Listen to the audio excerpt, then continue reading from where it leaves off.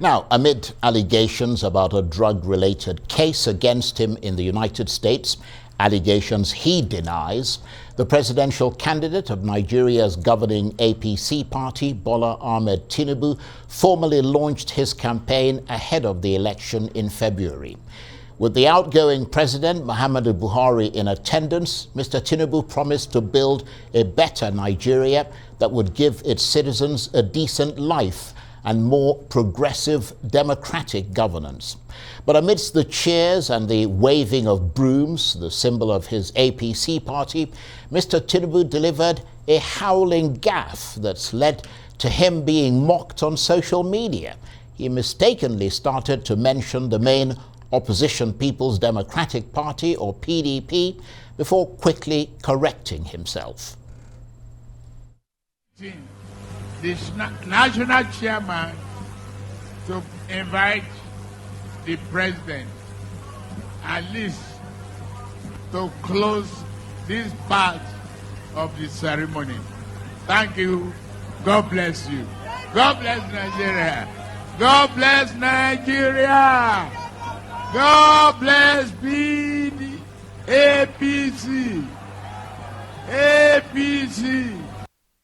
Well, he was almost caught with his knickers down there. Well, Bola Ahmed Tinubu, that blooper is of course not the only worry that Mr. Tinubu has at the moment. As we mentioned at the outset, there have been allegations of links to a drug-related case in America, but which did not result in a conviction. But the opposition PDP has been calling for Mr. Tinubu to make a definitive statement about this or risk being forced to do so by a court. Mr. Tinubu's supporters, though, have insisted that the allegations against him are absolutely baseless.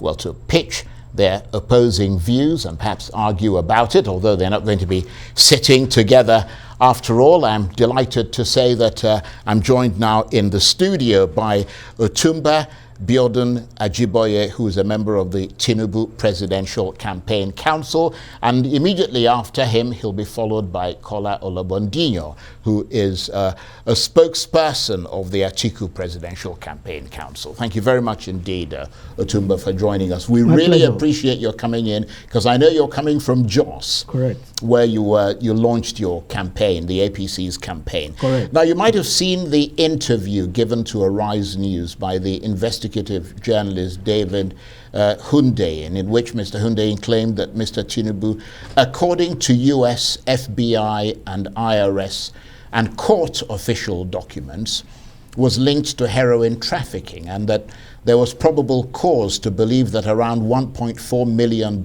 found in Mr. Tinubu's accounts were the proceeds of drug traffickers who were responsible for generating the funds. And to that effect, Mr. Hundeyin is saying that at the very least, Mr. Tinubu should step down from the presidential race, although he has not been convicted of any such crime. What is your response to that?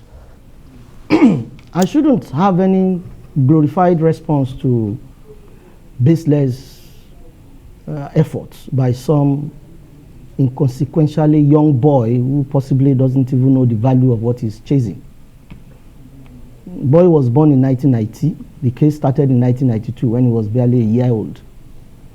And this same case we are talking about is stale. I'm even more surprised that a medium, like yours, is even bothered about this kind of matter. And I'll give you a bit of history, background to this matter. This case came up in 1992. From 1992 to now, 30 years, nobody has gone to court as a result of this, pursuing this matter. Nobody. The same man you are talking about has vied for several positions of authority in this country. He was senator in 1992.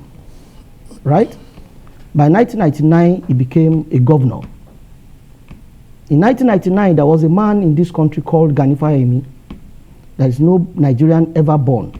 There is more fierce in terms of activism. Legal activism. Yes, than Gani Fahimi. Gani Fahimi actually took on Bola Tinubu on some other issues. If this issue was important, Bola Tinubu would not have been able to complete a term as governor, because Gani Fahimi was on his neck. So, in 2005, 2015 or so, a man, a media mogul called the chairman of AIT, did a documentary. The element of that documentary was this matter you are talking about, from beginning to the end. We took him to court. Bola Tinubu took him to court. The court told him to apologize for 7 good days. That was an indictment on his part. And today, your medium is still celebrating a stale information of no consequence. I'm shocked. I am not going to be able to discuss it because it's not important. Well, to be honest with you, and with all due respect to you, Arise is a very respectable media organization. So that's why I'm surprised. And no, hold on, let me make the point. We do our investigations thoroughly. Okay. And I can tell you that I have seen the document in question. So the issue is not whether or not it went through the courts in Nigeria. There are all kinds of issues around that. The point is this. The document in question is from the U.S. District Court of the Northern District of Illinois Eastern Division. Dated when? Hold on. It's from July 1993. And it seems to contain evidence of the handling of the proceeds of drug trafficking by Mr. Tinubu and also of money laundering. Those are it's not me saying it, those are the court documents. Saying the same thing. And that was the reason, according to that court document, that the funds were being forfeited to the U.S. government. What date? I'm telling you what the 30 years ago. The date is July so 1993. I'm saying to you, Charles, my argument is very simple. Yeah. I'm saying to you, regardless, no, it's just that you're coming at Arise has nothing to do with it. I'm saying to We're you, looking at regardless of what you consider to be the potency of that allegation at the time, I'm saying to you, if this allegation holds any water whatsoever, there have been opportunities to pursue it to a logical conclusion. Yep. There has never been any Nigerian that has been so concerned about this matter that has decided to go to court on this matter. So why are we going to be celebrating this case at this point in time? Well, I do not have such energy. I don't even respect the fact that we are currentizing a matter considered stale in every respect of it. Well, I do not. Yeah, well, and I know for sure that there are more important issues to discuss. Now, a society should not be at all times focusing on negativity, especially a medium like yours is supposed to be for public good. Right. We need to eulogize the positive things happening in the society. Bola Tinubu was probably the best governor Lagos ever produced. He has a lot of positives to his credit. We are not talking about that. We are dissipating energy on a matter that is 30 years old of no consequence because some politicians are interested, they want to distract. I would not be part of such discussion. Okay. Well, we can discuss other important things, Charles, but can I with say, due respect to you. Can I say this? It is actually exceedingly important. If a man who is planning to be the president of Africa... Was he not governor? I allowed you to speak, and I make the point. That's what I'm If sure. a man who is planning to be president of Nigeria, Africa's biggest country, the face of the continent to the rest of the world, correct. It is nobody is saying that the allegations are true or false. What we're saying is that they need to be properly investigated. So go ahead and investigate. Hold on. Can I make the point? Yes. That if in the you must, even you yourself, you have to admit that you have to feel confident in your candidate, and not just you. Nigerians have to feel that there is no blemish. There is no black stain on a candidate. And that is not saying that he is guilty or not. No, that's not the issue. What is being said is that perhaps it is important for him to come out and discuss this with Nigerians. We know what is important to us. We know what we call feebleness. We know what we call idleness. Who in his good conscience will dissipate energy discussing a matter that is dead? No, I just told you, Charles. You're not listening to me. I've just told you, Charles, yeah, that a certain medium like yours in 2015 did put a documentary on TV around this same subject. Well, I don't know. I know, and I'm telling you. I don't know what those circumstances I know, were, and I'm telling you. So please do listen to me, sir, okay. so that you can understand. Sure. I am sure you were not, maybe you were not in Nigeria at the time, but I'm telling you now. I'm giving you information that will be useful to you and your medium. I said AIT, Raymond Dokpesi, did a documentary. The subject of the documentary, the ingredient of the documentary is the same subject you are talking about. And he aired the documentary on his medium. And we felt this was wrongful in every circumstance. We went to court. And he ran around to see how he could settle out of court. And the court ordered him to tender public apology. Now, what do you deduce from that? Right. Can I respond to that? Please do. Okay. Number one is that I don't have those court documents. Hold on.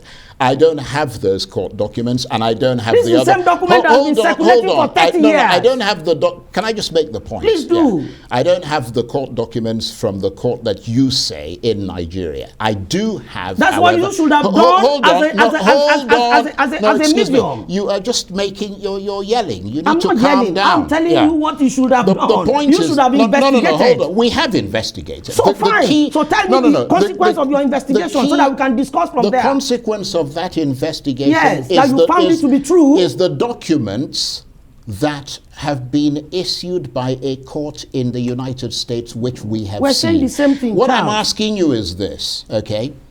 I wonder, but you must understand that if your candidate is running for president, even if it's something that happened, hold on, let me make the point. Even if it's something that happened 100 years ago, if he's running for president, it's a different ball game altogether. And he has to be held to account and to explain. And I wonder why your candidate, as a way of proving that these allegations are false and proving his innocence, won't come out and personally tell Nigerians who he wants to give him the job of president. He's applying for the job of president. He's not forcing us to give him the job. He's asking us to give him the job. Why can't he come out and speak to the Nigerian people personally about this issue of forfeiture and what it's linked to? If he says that and clears the air, then we move on. Charles, can I tell you something? Yeah, of course. This is politics. There are issues opposition dig up to distract. This is one of them. We consider it spurious. We don't consider it important. Yeah, but there are I am documents. coming, Mr. Charles, please give me time, okay. sir.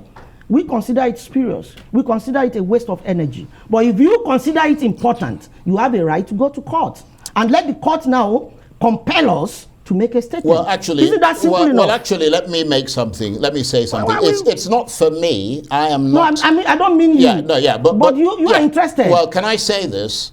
I'm not interested. I'm simply interested to the extent that it is something that should concern the people of Nigeria. It's our job to bring out those things. It has concerned us and in the past. Can I make a second point? Please.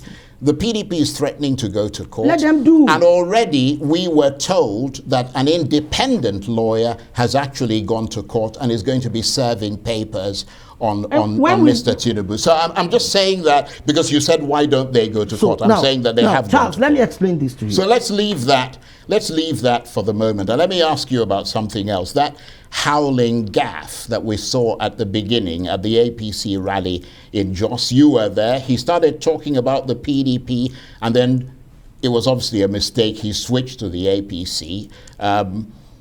It was clearly a mistake, but in the campaign season, a costly one, wouldn't you say? It's not costly anything. you see, I was there. Yeah. I was in Jos. A man spoke for about 32 minutes or 28 minutes.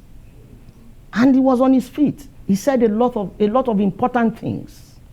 I am shocked, surprised, and a bit taken aback that it is that 1 second sleep that is important to you. Yeah, but he was talking about the main opposition party who is his biggest challenge. You see, I don't really understand why we claim to want to build a good society, yet we are appearing to be a bit retrogressive. Well, it is precisely I'm because coming. we want to build a good society that we need to be sure that the presidential candidates are without blemish. That's why. You have left that issue. We are talking about his gaffe in Jos. Yeah. Isn't that what we are talking about? Right. Does that represent blemish? No. Of course not. So let's focus on that. Yes. Now I'm saying to you that our responsibility as journalists, particularly a platform like yours, is to build a society, positive society. We understand the problems, enormous problems Nigeria is having today. We have a duty to ensure that we're able to get Nigeria back on the rail properly, build a society. A man spoke for 28 minutes approximately. He said a lot of important things. How his government is going to touch Nigeria, how his government is going to work on employment, create employment, how his government is going to increase revenue, how his government is going to work on electricity, stable electricity, industrialize. And you feel that we as a medium, we shouldn't bother about those positive things. That second gap is what we should be discussing. Can I respond and then we have to go, because I know you've just come in, so I can't see why, but let me even tell you, but let me make the, is there one human being on that. earth that can make a mistake? Okay, I agree. People make mistakes. Dino Melaye is only 48 years old. He made the same mistake. He called APC publicly. Hold on. Can I make the point? Dino Melaye is not the presidential I know. candidate. What is the That's issue number about one. PD, But APC? well, you've asked a question. Let me make the answer. Do, sir. Please the do. reason it is important is, number one, the office of the president is the highest office in the land. We need to be absolutely... Hold on. Can I make the point? Please, sir. We need to be absolutely certain that the people who are running for that office are 100% have their wits about them. That's number one. Number two, it raises persistent questions that have been raised with regard to Mr. Tinubu, with regard to his age, his lucidity, and his capacity to be the president of this country. Those are important things. Okay. Now, the third point is this. The news, and you're a journalist, so you should know this, the news is not, nor is it meant to be, all the world in its proper perspective. The news is a selected budget of disasters, of confrontations that are often relieved by whimsy incidents in human existence. And one of them would have to be the point about this gaffe that happened. That's why in all news organizations, including with President Biden, there's a lot of focus on gaffes, because it gives you a sense of the lucidity of the person Charles, who's running for president. Let me address some very important things that you just mentioned. Very briefly, because we're out of time. If there is any presidential candidate in this race, there is none that is as lucid as Bola Tinubu. You should listen. I was in Lagos. I don't know if your chairman was there when he addressed the business we world. Carried it on Arise News. That is a man who knows what it is to engage in a discussion. Okay. He met CAN officials today. You should read up what he said. You should listen to the video. You will be surprised that we were in Nasarawa, we were in Mina. He engaged with miners, farmers. I have not seen any presidential candidate with that level of lucidity and intellectual alertness. Okay. In this terrain. So I'm telling you categorically, because I know, I relate with him, I see him, we have private discussions, we have public discussions, and I know that Bola Tinubu is intellectually very, very sound. Okay, on that bucolic from your point of view, on that bucolic note, I want to say Otumbo Biadun Ojiboye, who is a member of the Tinubu Presidential Campaign Council. He's also he's actually an assistant director on that campaign council. I want to thank you very much indeed for obliging us and for giving us your time this evening. Thank you very much. Thank you very much.